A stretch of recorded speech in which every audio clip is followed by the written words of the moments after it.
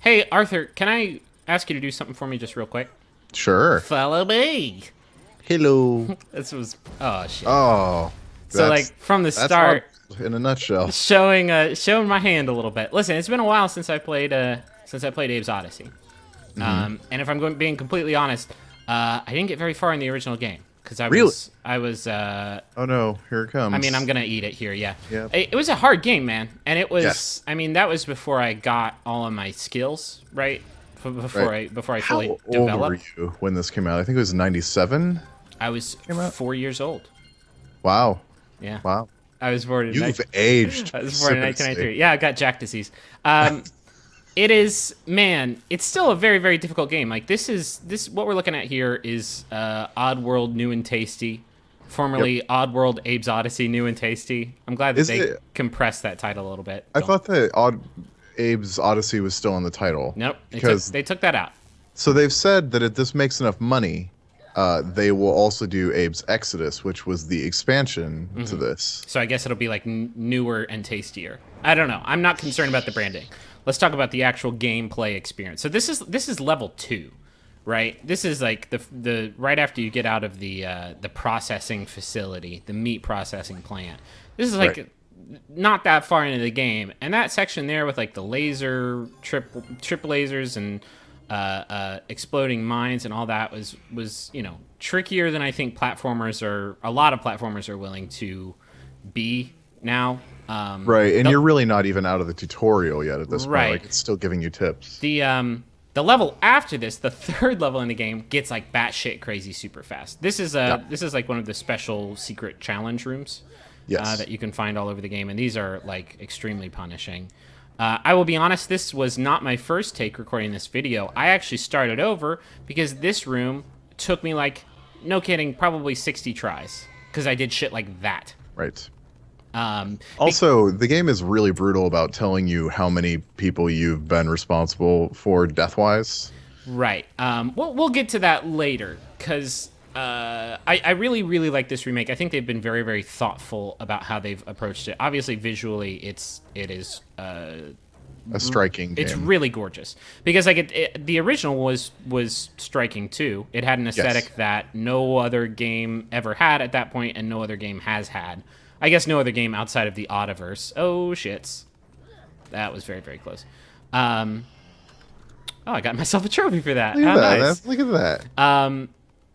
And they have taken that aesthetic and they have really, really given it its due diligence. It is a very, very, very pretty game. They've also like adjusted the mechanics. Like you could throw stuff in the previous game, but you had to like acquire that stuff first, and then there really was no aiming mechanism for that. Now you have an infinite amount of these bottle caps, so it adds like this permanent mechanic to the game where you are able to distract. What that was goofed. No, that was really good. See, I just told them to follow me, and then I'm gonna. run this. Because you shut off the switch. Yeah. Oh, look what you did. No, this probably isn't the most fluid way to do this, but I just dropped a bottle cap there into the abyss. Yeah, That was super, super close. Why did I do it again? Pro dodge. That was so good. Yep. No, this was some pro gaming maneuvers. See, this is what I'm saying. I've developed now as a gamer. Right. So they've added stuff like the bottle cap throwing, which I think adds a little bit of depth to like the stealth stuff to it. It still is like a very different form of platformer that they don't make anymore. Like you hear the term puzzle platform, and I think that term has pretty much changed absolutely from what it was in we'll call them the Chahi days, the Chahi era, because it's clunky, right? It's slow and awkward, and you're like powerless. I think it's a slave to frames of animation in a way that a lot of games aren't necessarily now. And not just frames of animation, but like regimented like movement grids. Like when you step forward in the game, you move forward like a definitive like space. Like it has that Prince of Persia like feel to it. Maybe that was like the first thing to it. And I don't know. It makes the game incredibly difficult, and I think at times like maybe it feels a little bit unfair. Yeah. Because like there were times where I could have sworn that I made that jump, or I could have sworn I didn't move forward 2 units onto the landmine, but just the one unit to get right next to the landmine. Sure, I think that like one of the interesting things about this is that a lot of those on the original PlayStation and PC version felt like limitations of maybe the engine or the hardware. And like the big selling point behind this is that it's 1080p and it's 60 frames per second and it's like fully rendered 3D and not just, pre-rendered sprites the way that the other games were. But the sort of delay and general jankiness, for lack of a better word, of the controls is very similar, and that doesn't necessarily feel like a great thing. I mean, I think it definitely feels more responsive than the original. I think that I wouldn't call it jankiness. It's like a heaviness that the original game definitely had, but those controls were. I mean, that's why I didn't get very far in the original. Like I would do that landmine shuffle so many times, and I'd be like, well, screw this, I'm out. I'm 4 years old. I'm not ready to. I wasn't really 4 years old. Mentally. But in this one, like, it is a lot more doable. Like, you saw me there, like, it's not about, like, fluidly moving up to obstacles and then, like, keeping a stream of movement and momentum going, which I think a lot of platformers nowadays do. It is about, like, how many units is your jump? How close do you need to be to this thing? Like, it is, I think, a lot more puzzly in that sense. Here I made a little bit too much noise when I jumped and landed just a little bit, yeah, literally right next to the guy. I mean, you have to think like 3 or 4 frames of animation ahead at all times. Right. Because there usually is like just the one solution. Like right there, that floating red eye thing is keeping me from using my chant, which I could use to take that guy over and kill him. Right. Same for that one. So like you have to use the visual clues of the environment to figure out exactly what you need to do to get through there. You also need to keep an eye out for those bird portals, which can open up secret areas in the game that you can free a lot of people in. Right. I will say this. I've when I was capturing video for the game, I started over like a couple times just to like get good footage from the beginning. Mm-hmm. And when I got to level 2, I realized that I had missed like a huge chunk of the original, and I have no idea where that stuff is. I have scoured that farm, and I only saved 23 of these workers, and 50 of them died. So I missed a substantial chunk, but I swear to God, I've gone over it with a fine-tooth comb.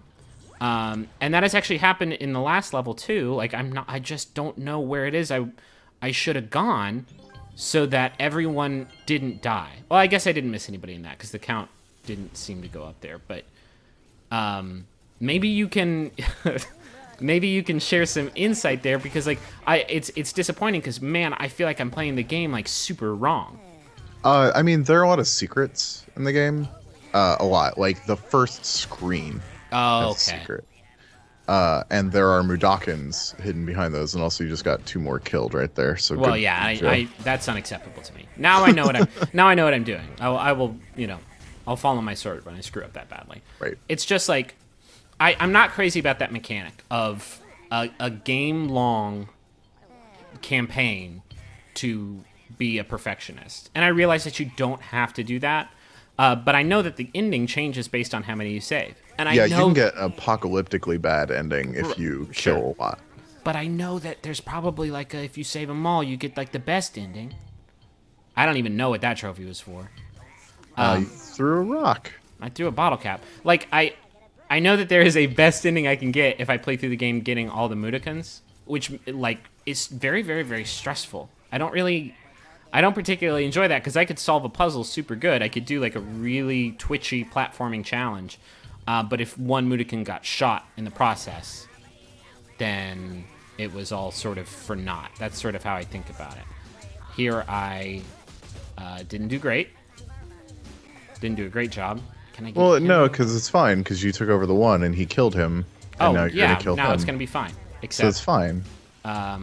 I didn't know what I was doing here, and that's all right. And I shot. Oh. But now I know what I'm doing. That went less good. No, that went poor. I did a poor job there. That went poor. It was poor.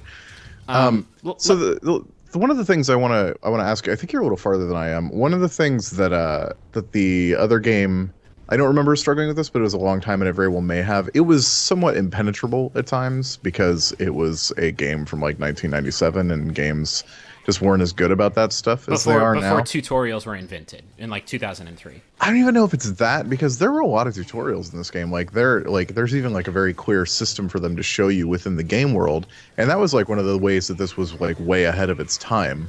Yeah. But the thing is, like, Nope. nope. No, and don't keep killing them. Yeah. Like, I think telling you what you can do is fine as far as like mechanics, but this version in particular, I think, struggles with telling you where you're supposed to go. Yeah.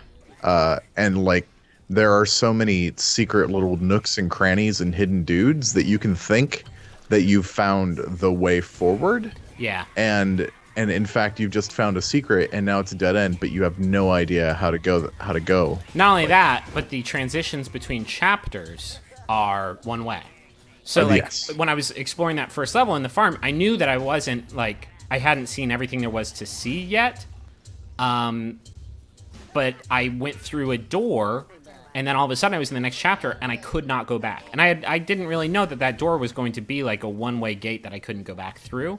And so just like that, like I lost 50 Mudokons. Like, yeah, exactly. And so died everyone you left behind. Yeah. Here I just lost one Mudokon, which like, I'm fine, whatever, I guess. There's a lot of them. There's like 300 of these guys. One can chomp it. Well, 51, I guess. That's slightly more than one.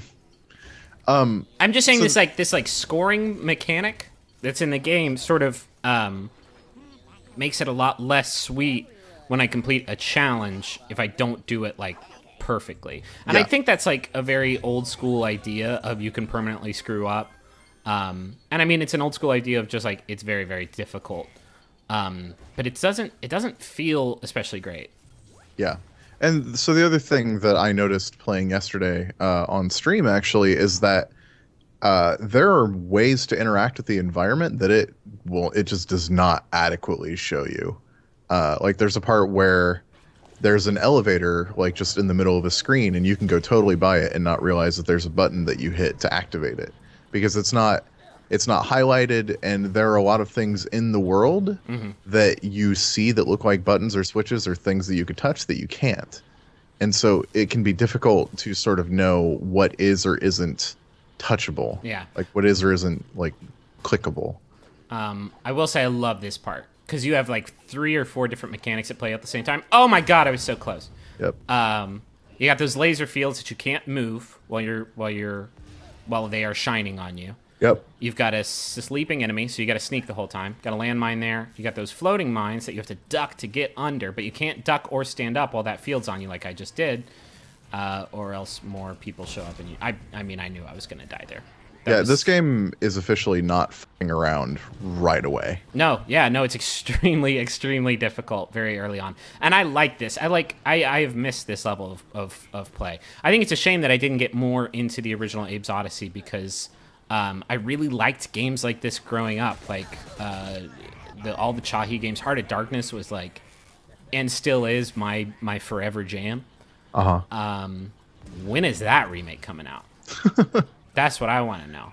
I mean, like, there's this sensibility to the Oddworld games that I think a lot of people rightly feel is missing from games now, which is, I think, in part why so many people think about games like Oddworld Stranger or even Munch's Odyssey, which is considered not a great game by a lot of people. It was a pretty underwhelming game for a lot of people when Oddworld moved into 3D, but there's still like this group of people that are just so obsessed with that game.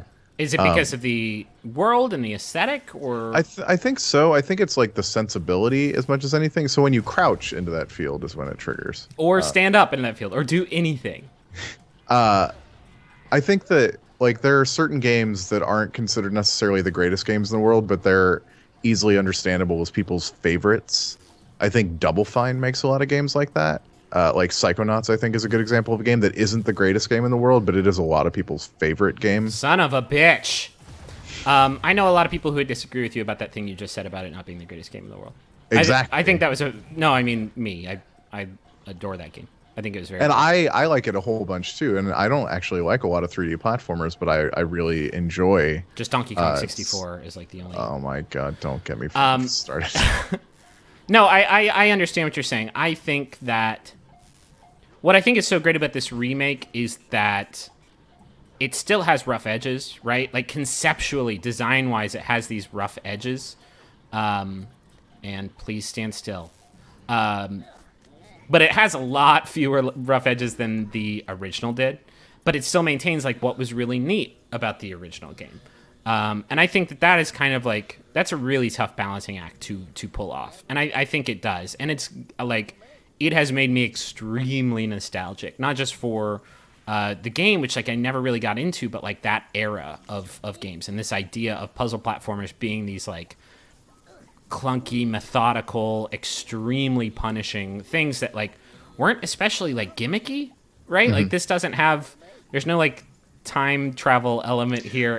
But there is. Oh. In that you talk to people. Oh, well, there is that, yeah. And the GameSpeak thing was like the biggest thing about this when it came out. Like that was what everybody was talking about, that you have to communicate with these things, that there's a language and like you can interact with them. Yeah. Like that was a big deal. And here it's funny, it almost feels like an afterthought, like amidst the other mechanics. Like it's easy to just lose vision of all that. Yeah. Oh, we should point out.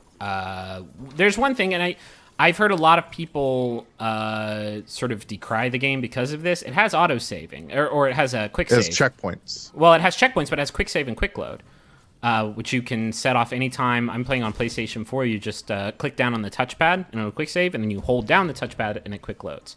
Yeah. And, like, I don't know. I think it does remove a considerable amount of challenge from the game when you can just, like, not, like, right there, instead of having to go through that minefield thing again, I can just pop back to where I was. And, like, those puzzle rooms typically only have the one checkpoint in them, and so you have to sort of... Great. You just sort of have to thread the needle perfectly in one run, and the checkpoint... or the quick save system sort of gets rid of a little bit of that. So... Oh, yeah. This is going to be so nice. So, like, I don't know. I like it. I think it's convenient. Like, if I've cleared a puzzle segment once, I don't necessarily want to do it 18 more times just because I can't clear the jump that comes after that.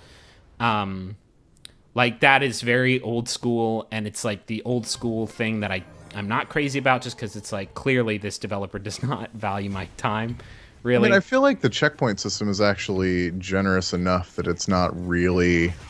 so much of a problem. Oh, that went poorly. Yeah, I screwed up on several accounts there. I don't think it's a problem. I'm just saying, like, when given the option of repeating step 1 a bunch just because I keep dying on step 2, or clearing step 1 and then creating my own bespoke checkpoint, like, I will do that just because it's how I like to play games, I guess. Sure. It's more respectful of time in a world where... Oh, jeez. Wow. Yeah, it went super bad. See, I didn't figure out that that machine up on top will keep me from chanting. Like, before Dead Space, this was the most brutal game to its protagonists I think that ever existed. No, it is extremely, extremely gory. Don't jump when they're looking at you, past Griffin. Stupid idiot. Yeah. Do you see the little posters for Road Not Taken from Spry Fox that keep popping up? No. Yeah, in the background of that green sign. It'll change. I don't know if they're like best buds with Just Add Water or what. Anyway, I don't know how much else there is to say. Like, if you played Abe's Odyssey, you kind of know what you're getting into.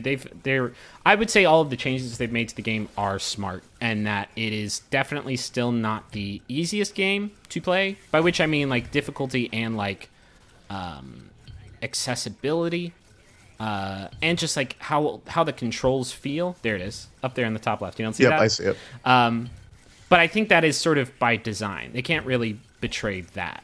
I've got a question for you, since you played more of this version than I have so far. Yeah. I've noticed some performance itches. Oh. Like some frame rate dips. And I was wondering, like, if you've noticed that. No, I'm playing it on PlayStation 4. I haven't hit anything like that. I think PlayStation 4 is the only thing it's on right now. It's not on the PC. Oh, that's right. That's right. Yeah, no, it is coming to a bunch of other platforms. At a to be announced date. No, I haven't hit anything like that. I think the load times are a bit gnarly. I mean, they were horrendous in the original. Well, so I yeah, guess that's dog. not Every load surprising. time from that era was not ideal. The quick save and quick load is almost instantaneous. You are a murderer, Griffin McElroy. Uh-huh. Yep, there you go. Let the bodies hit the floor. So, yeah. But I quick saved there, see? And just pop Yep. right back. That's all. That's what I'm talking about. If I had to do all that shit again, like, no thanks. That would be terrible. Yep. So this is new and tasty. I like it a lot, and I mean, for me, I never got into the original, and now I am getting into this one, and I think that says a lot about the improvements that they've made, and I guess And the improvements that you've made. to myself and my Yes. skills, my elite skills. Yes. Anyway, thanks for watching, Arthur. Thanks for talking to me Thank about you. these important subjects. We'll be back with more of these vids real soon, so stay tuned. Sorry, I just called them vids. That was kind of douchey. Smells like farts over here.